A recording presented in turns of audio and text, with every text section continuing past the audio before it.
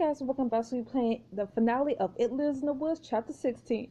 1 year later, oh, don't do this to me, gang. Don't do this to me.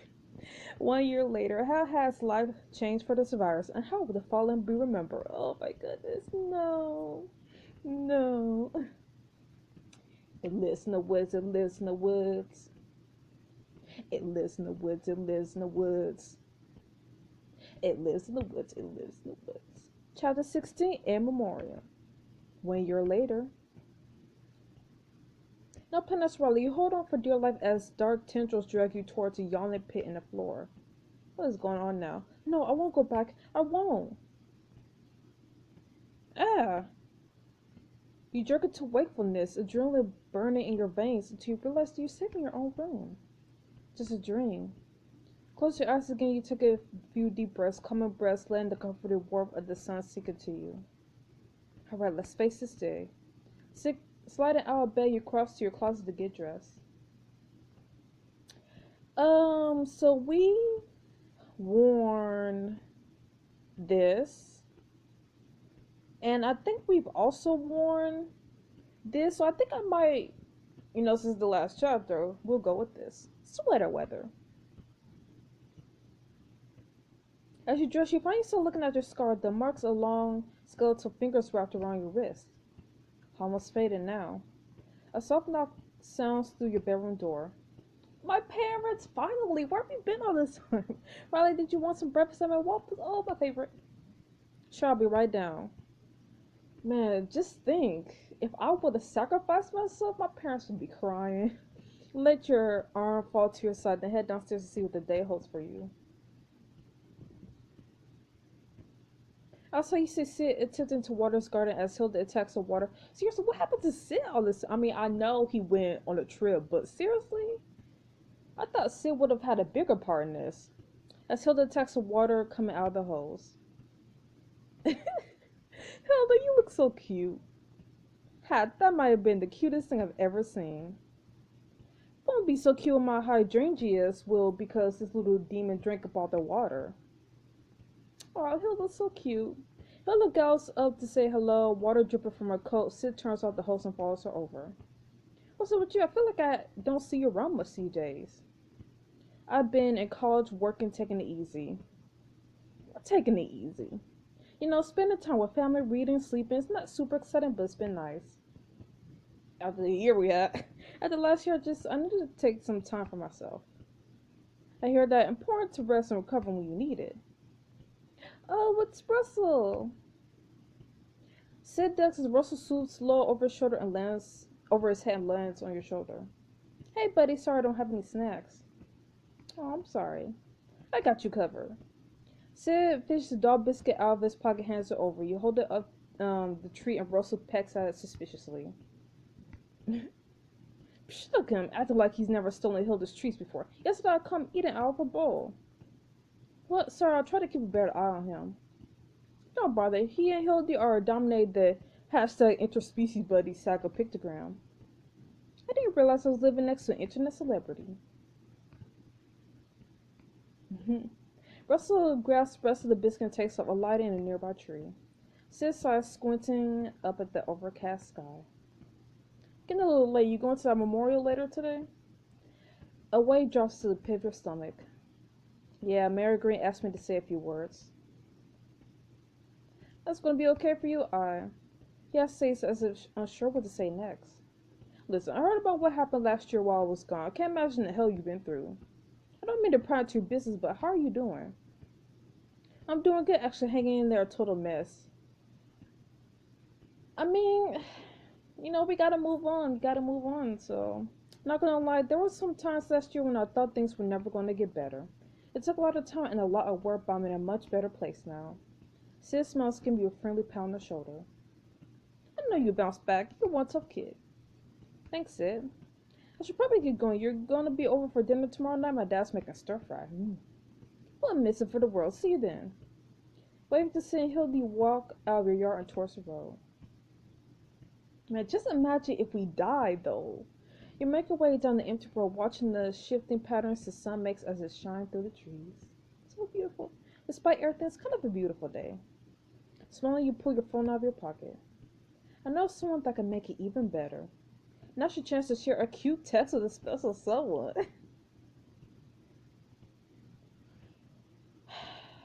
Me and Connor shared that one last kiss, though. No, not Lucas. Not Ava. Aw, Andy. I'm texting no one. On second thought, I'd rather just enjoy the walk. You saw your phone back into your pocket, humming happily to yourself as you continue down the sunny road. Now, past Lily, the sunlight warms your face through the window of the coffee shop. You sit down the book you've been reading and lean your head against the window, smiling a little to yourself. Lily? Ew, Brittany. I thought that was you. Brittany stands in front of you. She gives you a casual smile, but her clenched fists betray how nervous she is. Oh, Brittany, wow, you look great. So do you. I can't believe it. How are you? I'm doing pretty well, taking a year off before applying to schools. How about you? How's college? It's great. I'm learning a lot. Made a ton of new friends. I'm just in town for the thing, you know. Jocelyn asked if I would come, and after what she did, a brief moment of silence passed between the two of you. Brittany bites her lip. I'm actually glad I ran into you. I just want to tell you that I've been really, really trying to be a better person. It might be a little too late for us, but I took what you said at heart. Britt, I'm proud of you. This is all you. What do you want? A cookie? That's literally my exact response to these type of situations with these type of people. I literally be all like, what do you want? A cookie? A biscuit? Nah, I'm gonna be nice. I'm proud of you. I always knew you had it in you. No one else thought so. Lily, I'm so sorry for taking you for granted before. What do you mean? To your surprise, she takes your hand. I was such an idiot back in high school. My image was more important to me than anything else. But when I got to college, I got to start all over again, and I only felt like I could because I knew you want me to. Brittany, I heard your voice telling me that this was my chance and that I could be the person that I wanted to be. And if I had been so stupid before, if I had given us a chance, maybe I would have been that person already. Maybe, but you can't change the past. No, but I can change the future. Do you have any plans for the memorial? I was wondering if you want to. Shanna, who is this? Something wrong, babe? Shanna puts your peppermint cocoa down in front of you, kisses your cheek. Lily, though! I see you, Lily! Before sitting down, you gently put your hand out Brittany's. No, don't, Britt. This is my girlfriend, Shanna. Her family just moved here over the summer. Oh, hi. Shanna, this is an old friend, someone who also went to Westchester. Brittany. She's an old friend. We were inseparable in middle school. Does that mean it's time for embarrassing stories from Lily's childhood? No. What? You didn't get enough of them from my parents? You know I can't ever get enough of you. Aw, they're so cute. Shanna smiles at you, tucking a straight curl of hair behind your ear. Brittany was just asking if we had plans for the memorial. I think your mom said something about game night. Don't worry about it. I just remember I had plans too, so I should go. It was great seeing you, Lil. Yeah. Brittany opens her mouth, hesitates, and turns away. You watch her go. Lil? Sorry, I got a little distracted. That was kind of weird, huh? You okay? You look at Shannon, her brow furrowed of concern. Honestly, I'm perfect. You lean over, pressing a soft kiss to Shannon's lips. Reading a great book in my favorite cafe with a beautiful girl, this is the best. Shannon smiles, brushing. I think so too. Smiling, Shannon sits back and picks up her home book. You sit reading it together until late into the afternoon. Now, Penance Andy, a few weeks to the school year, your team is getting ready to play Anderton High. Good hustle on those shooting drills, everyone. Let's take 5, then split into 2 teams for a scrimmage. Sure thing, Cap. You ready to get wrecked, Ben? Yeah, we'll see about that. While your teammates head over the bleachers to stretch or grab water, you make your way to the locker room. Or you collapse on the bench. Urgh. You double over, both hands clutch your left knee as hot pain stabs through your bones. Damn it. You squeeze your eyes shut, breathing through clenched teeth until the pain subsides. It's bad today? You jump looking up to see Tom standing in the doorway. Tom? What's bad? I'm fine. Yeah, it's bad. Be honest. You glare down at your knee, the skin a tangle of angry red scars. 2 surgeries, bunch of titanium screws, physical therapy, and the stupid thing still knocks me on my ass some days. It's not fair. Tom walks over to sit beside you on the bench. So that's why you're hiding here? I'm not hiding, I just didn't want anyone to see me. That's hiding, bro. You're right, totally different. Like, I get if you're freaking out a little. It's your first game back since the injury. Plus, you're having to repeat senior year because of all the medical leave just sucks in general. Aw, Andy. It's not that. The two of you sit in silence for a few long moments. Finally, you let out a long sigh. I don't want to lose it all again, you know, not after everything I did to get here. Training like hell to make the team, putting out the team ignoring me, Ben being a jerk. Not to mention surviving the homecoming attack. Right, but after all that, it's like I'm even worse off than before. How am I supposed to win against Anderton when one bad step could take me from a 0 to a 10 on the pain scale? Yeah, that does sound kind of impossible. Oh wait, you know what I just remembered? Huh, what? Tom reaches over and smacks you lightly on the back of your head.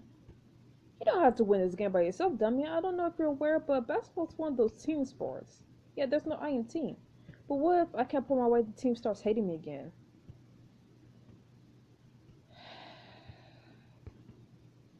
They only started liking me because I won games.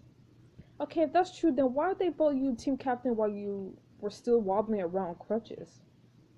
Fair point. You don't have to prove anything to those guys. If they can't see you're the best captain this team's ever had, that's their loss. And I'd say a big part of me wants to kick every guy that ever looked at you funny off the team, possibly set them on fire. And people think I'm the mean one. But even I can see that they're coming around. You see it too if you looked. So we're gonna get back out there. I mean, if your leg feels okay. Slowly get to your feet, smiling. Yes, actually feeling pretty good. Let's get back to practice. Aye, aye, Captain. Tom gets up and you follow him out of the locker room. Tom's the best friend. Back on the court, you, Ben, and Drew square off against Tom and 2 new freshman players. Too bad you're stuck with the newbies, Tom.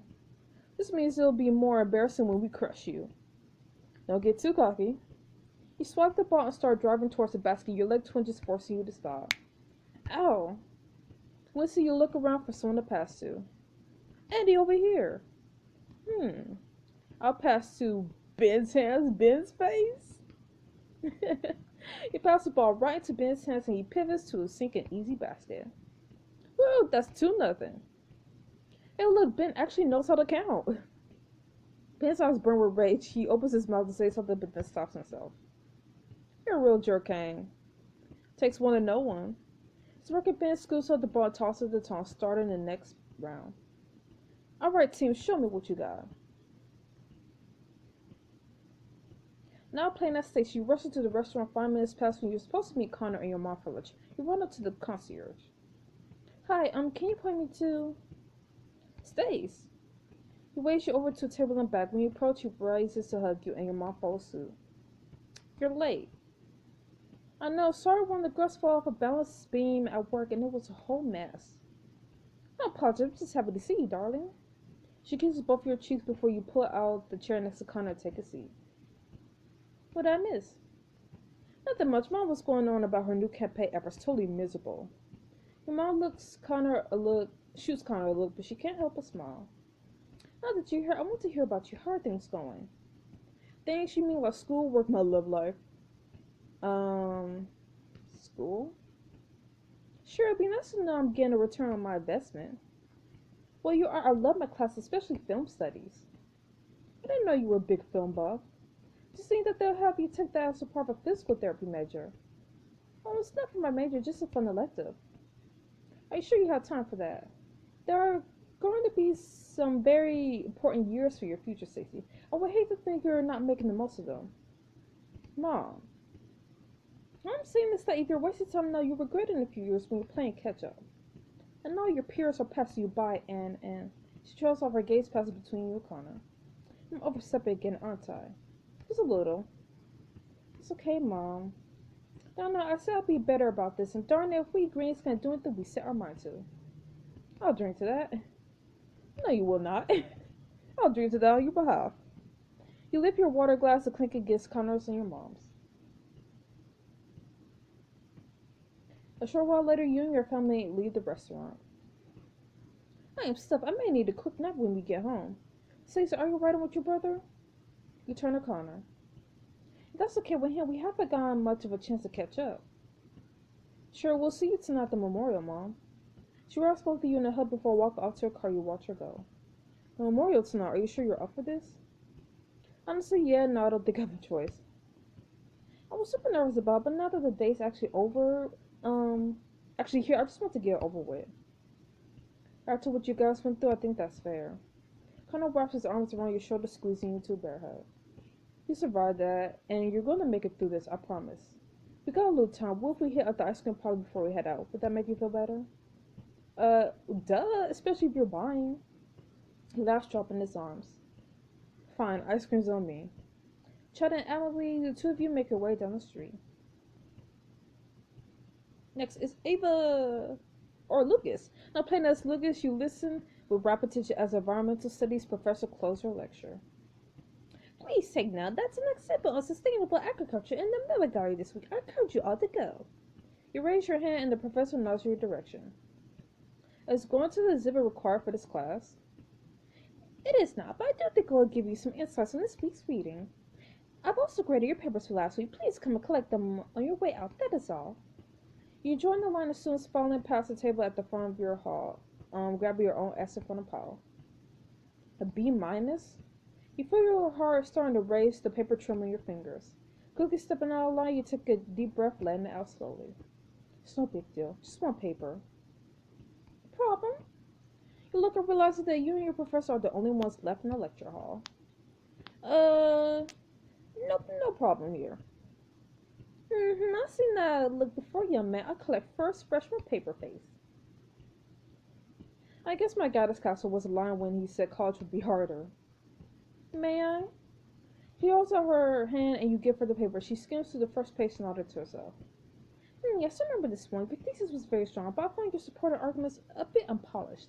Perhaps another round of editing next time? You're right, it did need some polish. You cut yourself all looking down at your shoes. So you probably don't want to hear excuses. I'll do better next time. Professor Bart raised her eyebrow at you. I always want my students to tell me what's troubling them, Lucas. And as it so happens, we're currently within my scheduled office hours, so... okay. The thing is, last year I worked myself way too hard. I had a traumatic experience. Let's say that. I was top of my class for most of high school, and any time not spent on schoolwork was devoured by extracurriculars. I started to burn out and did not panic. It led to some poor decisions. I see. I promised myself I wouldn't let it happen again. I want to learn about it. I can't work myself to the bone while doing it. Professor Bob looks down at your paper. She reads for a long moment, flipping through the pages. So did you want to talk about my paper, or... First, I want to say that I admire your self-awareness. It usually takes until junior year pursuits to realize the opponent's asleep. Thank you. I wish I hadn't had to learn the hard way. I'm sure you do. Second, I have a question. Can you guess why I remember your paper in particular? Was it because I used the font title font? Used the word juxtapose so much? I don't know. At least 4 times by my count. I've been trying to cut back. Actually, your paper stood up because of passages like this. Many choose to draw a distinction between a natural world and the world humanity creates for itself. But to separate ourselves from nature is to deny responsibility for its well-being. We do so at our own peril. She hands the paper back to you, smiling. You're very passionate about environmental conservation, aren't you? Yeah, ever since I was a kid. I'd like to get involved with politics someday. I want to write laws to protect the environment. A worthy goal, indeed. Hold on to that passion, Lucas. That more than anything is what's going to set you apart. You held the paper to your chest, grinning wild with excitement. I will, I promise. Thank you so much, Professor. You trail off as an alarm starts going off on your phone. The memorial. Sorry, I have to go. There's somewhere I have to be. You stuff your paper to your bag and head towards the door. Lucas? You pause, looking back to Professor Boss smiling at you. Yes, Professor? Do stop by that exhibit I mentioned. I think you'll enjoy it very much. I will, thanks again. Grinning, you hurry out of the lecture hall and into the afternoon sun. Next is Ava, right? Hey, now playing as Ava, the arrows quiet creep by as you type feverishly on your laptop. Hang on, this dude was born in 1912. That would mean he's... Tom? Hey, it's Ava. Hi, Ava. Your eyes flicker up to see Tom wave enthusiastically as he approaches his table. Shh, just hold still, Ava. If you don't move, maybe he'll think you're dead. Haha. Tom sits down, peering curiously at the stack of books and papers strewn around you. Westchester's dark history, forbidden magics? What is all this stuff? You saw spinning your laptop around so that Tom could see. This is everything the library has of Westchester's spooky history, plus a bunch of stuff that I found at Cora's house. Went back there and took her stuff. I thought the cops locked the place down. Dang, Ava. Yeah, well, Cora would have wanted me to have it, so I had to continue her work. I do what I want. I do what I want. You ain't gonna stop me. I mean, I don't know if Cora would have wanted her to have it. I'm gonna say that. The power's still out there, and it's only a matter of time before it starts causing trouble again. Someone needs to be ready when it does. Someone has to protect our world from the forces of the unknown. Cool. Can I help? No. Oh, why not? You're too happy. Tom leans forward, squinting at a small leather-bound journal sitting open in front of you. The rise of becoming. What does that mean? Becoming what? You close the book. Who knows witchy stuff? Tom eyes you suspiciously, then goes back to scanning your nose. How far back do these stories go? Farther than we have records of, there were local legends about a forest spirit long before Cora's group got here. Some of these stories are total crap, though. Plenty of idiots will swear that Sasquatch lives in these woods. Wait, you're telling me all this stuff is real, but Sasquatch isn't? That's totally different. Sasquatch doesn't even. You spluttered to a scowl at Tom. Sorry, I don't mean to give you a hard time. This magic stuff is still pretty weird to me. I'm glad you guys told me what was really going on. It's just hard to believe when I haven't seen it, you know? But what about the bear attack, the spiders, the gym, that thing when you were a zombie? The spiders in the gym? I don't know. Don't remind me. I wish I could mind bleach those images right out of my head. But you know, I've seen some pretty gross spider infestations on the internet. Well, no, you have to send me links. Fine, you want to see some magic? Yes. You move your computer aside to place a quarter on the table in front of you. Covering the quarter with one hand, you start to move in circles. The circles get smaller and smaller until... presto. You lift your hand and the quarter is gone. What? How'd you do that? Where'd it go? Blah, blah, blah. True magician, blah, blah, blah, secrets. Okay, you win. Magic is real. Still laughing, Tom glances at his watch. His face falls a little and he stands up. Better go return my books. You going to the thing tonight? The memorial? Yeah, I'll be over there. Maybe. Will there be hugging? Yeah, I'll be there. Cool, sounds like a lot of people are coming. Hope to see you there. Maybe you could teach me that magic trick. You wait until Tom's outside, then pick up the quarter from your lap and set it back on the table. It's sucker born every minute. You stare at the quarter and blink, your eyes begin to burn, your heart quickening as the rest of the world seems to blur. Come on. The quarter quivers and shoots off the table. You slump back in your seat, drained but grinning. Awesome.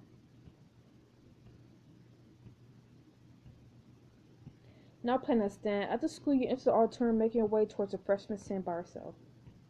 Hey, Izzy. Do I know you? I'm Dan, your PR counselor. All right. You take a seat a few chairs down for Izzy. She ignores you playing with her phone. What you doing? Nothing, just a stupid game. Oh yeah? Why play if it's stupid? Yeah. I don't know, because everything else is more stupid? That's a pretty serious accusation. Have we tried everything? No. Izzy stuffs her phone into her pocket and crosses her arms, scowling at the floor. So your teacher said you've been missing from some classes lately, and there was an incident with a friend of yours? I guess. Izzy, do you want to talk about it? We don't have to talk. You want to talk? Not really. Does that mean you sort of do, maybe a little bit? Izzy chews on her lips, still staring down. I didn't mean to scream at Kendra or Miss Claus. I haven't been sleeping great lately, or much at all. Any particular reason? Izzy visits in her seat, looking at you sideways. No offense, but I don't think it's really something you would be able to. Oh my gosh, you're that guy. That guy? Izzy's face flushes pink. I didn't mean. I'm sorry, I've heard a bunch of rumors, is all. Oh, what have you heard? I'm curious. People say all kinds of dumb stuff. Like what? Like, that you drank a whole bottle of rubber cement and then they found you naked in a cave? What? It's therefore made to burst out laughing. I'm sorry. It's fine. That's not even the weirdest thing I've heard. Honestly, at this point, I'm used to it. But we're not here to talk about me. What's keeping you up at night? Izzy rubs her arm. There's just some stuff going on with my parents. That's rough. It's hard to care about school stuff when bad stuff is happening at home. Whatever. It's not nothing like what happened to you. I mean, I don't know what happened to you, but Izzy, relax. It's okay. Seriously, take a deep breath. Sorry, I kind of babble when I'm nervous. Ain't no judgment here. Stress, trauma, whatever, we all experience stuff differently, and we all respond to it differently. Yeah. Izzy swallows. My grandmother died a couple weeks ago, and my dad's not handling it great. I'm kind of worried about him. He's been drinking more, a lot more. I'm listening. Izzy takes a deep breath and slowly, painfully begin to talk. Please don't tell me he assaults you. Please. Please.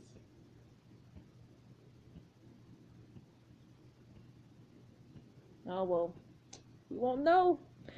But that's for the best. Now plan us rightly as night falls, the town gathers in front of the library for the memorial. Oh, wow, I wasn't expecting so many people. Mary Green spots you in the crowd and beckons you over. You climb up the steps as she pulls into a tight hug. There you are. Thank you so much for agreeing to speak tonight. Of course.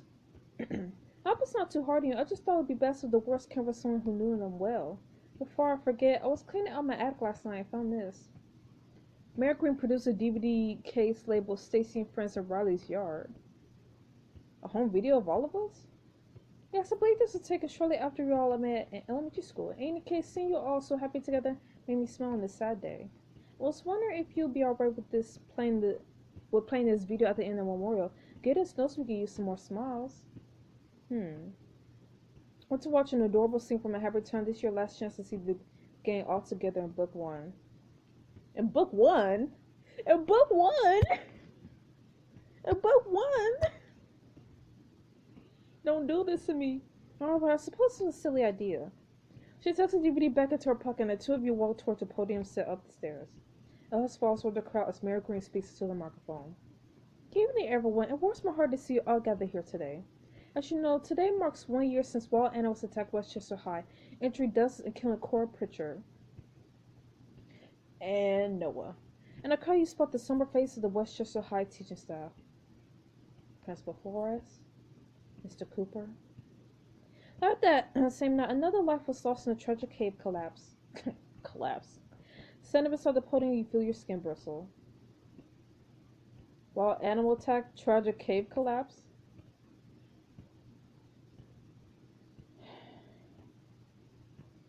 You know what? I want to tell the truth. I don't know. I mean, part of me feels like maybe it's better that everybody doesn't know exactly what happens, but then on the flip side, I feel like we should honor what actually happened to Noah. I don't know. I really don't know. Oh, oh my goodness. I'm gonna tell the truth. Those weren't animals, and the cave didn't just collapse. They were killed by monsters that are still out there. Low numbers rise from the gathered crowd beside you. Mary Green nervously clears her throat. That is, there were theories that these attacks were instigated by persons unknown.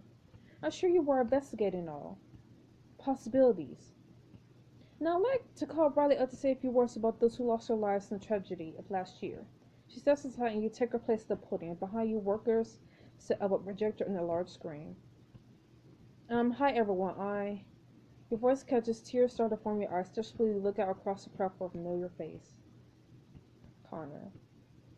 Tom. Lily. Andy. Stacy. Lucas. Ava. Dan. You take a deep breath to continue. I want to share a few things about the people we lost last year. You pick up a small remote and turn the projector. An image of Cora's face shows up on the screen. First, Cora. It's you, isn't it? You're the idiot who went and woke up Redfield. I'm going to tell you how to lock that bastard away for good. tell you how you took Bomb Rapper, but you're going to have to go into these woods before you spill yourselves. It failed. The ritual failed. He's coming. I only met her a couple days before she died, but she helped my friends and I out of a really tough spot. She was cranky. A good person deep down. Underneath that mean, angry exterior was a woman who cared deeply for this town and did everything she could to protect it. I wish I'd gotten the chance to know her better. Then maybe I'll be able to do her justice. Noah. Hey Noah, do you mind if I knock yourself out? Hey, don't sweat this. We'll find a way to fix it. Somehow. I needed everyone to come here. It's the only way. You turn around, staring at the picture of Noah's face for a long moment. Noah and I lost touch after his sister died. I wish it had taken 10 years for her to start talking again. Maybe we can reconnect it sooner. I could have... See how toxic he was? Saved him. Noah was still hurting from Jane's death. I didn't know how much until it was too late. Noah's grief led him to make some choices that hurt a lot of people, including himself. I can't help wonder if we could have prevented that, if only we got to him sooner. Take a deep breath, casting a glance towards the distant trees across the town, outside the town. This is going to sound strange, but I can't help feeling there's a part of Noah still out there watching us. And if there is, I hope he's painfully dead. I hope he finds peace. I'll find a way to help him. I mean, I want to help him, but I also want him to have peace. I'll find a way to help him. I can't condone what he did, but I understand why he did it. I don't know if it's possible, but I hope I can still save him. Down below, people begin to turn to each other, whispering and casting confused glances in your direction. That's all I had to say. Thank you. You step back from the mic and make your way down the library. So I got a lot more to say, though. As Mary Green retakes the podium, you search the crowd for the faces of your friends. Who do you look for? Connor? Lucas? Stacy? Ava? Andy? Or nobody? I'll look at Connor.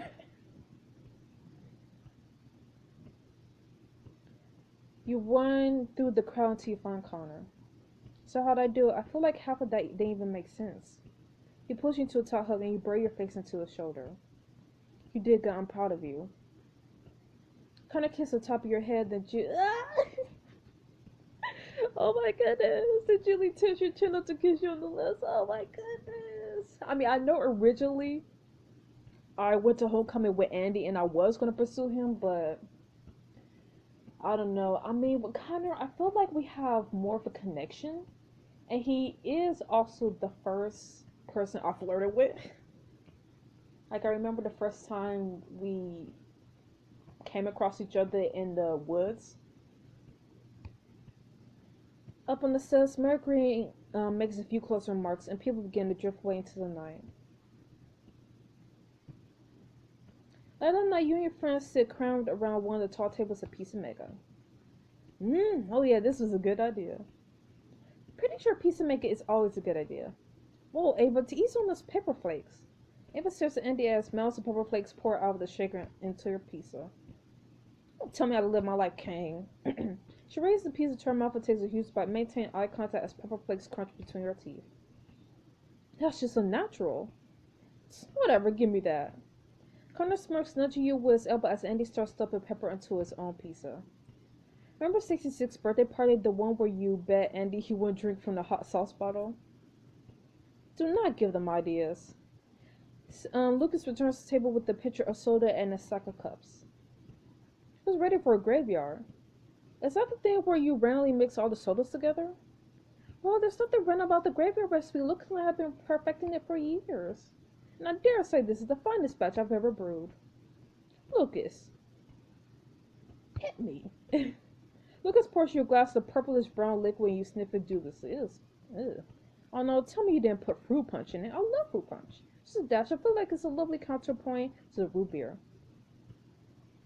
You'll drink it. You take a sip, making a face as a dozen different flavors assault your tongue. This tastes like death. This is just a new levels of awful. Congratulations, Lucas. Thank you, thank you. As you finish your pizza, you notice Dan staring pensively out the window. What's on your mind, Dan? Just thinking about how much has changed. Can't believe it's already been a year. Not really. It feels like it all happened yesterday.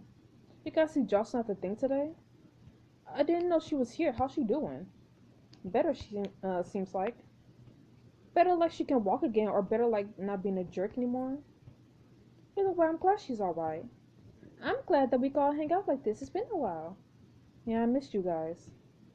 I still make a pledge right here and now that we'll never fall out of touch again. And to always be there for each other. I'll drink to that. And he holds up his glass of graveyard. It's getting the group back together for good this time. Well, not the whole group. Everyone goes quiet for a long moment. Do you guys ever wonder if he's still out there? No, I mean. You think back to that night when you and your friends escaped from the ruins.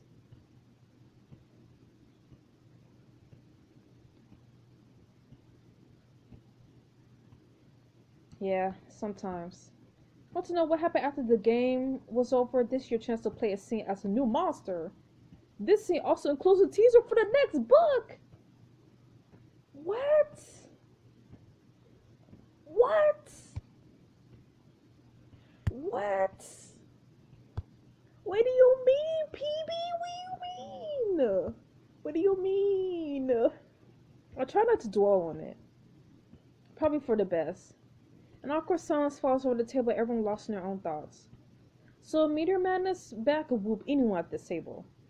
I wouldn't be so sure about that. Oh, you are on. I'll play winner. They get erased over to the arcade machines in the corner. Small, you lean against the wall, close your eyes to let the sounds of your friends' laughter wash over you. The end for now. And Liz will return. What, PB? This is like the third time you hinted at the book. Like, we're seriously getting a second It Lives in the Woods? I mean, I wish I could say I'm not surprised. Because for one, the book did excellent. Like, so many people loves it. And I don't know if a lot of people pay money for like the diamond scenes, but this book did so good. Like, wow. Like, you hinted 3 times that we're getting a second book. Like, you call this book book 1, and then you're saying like the next book, like what? And then you're saying It Lives will return? Like, what?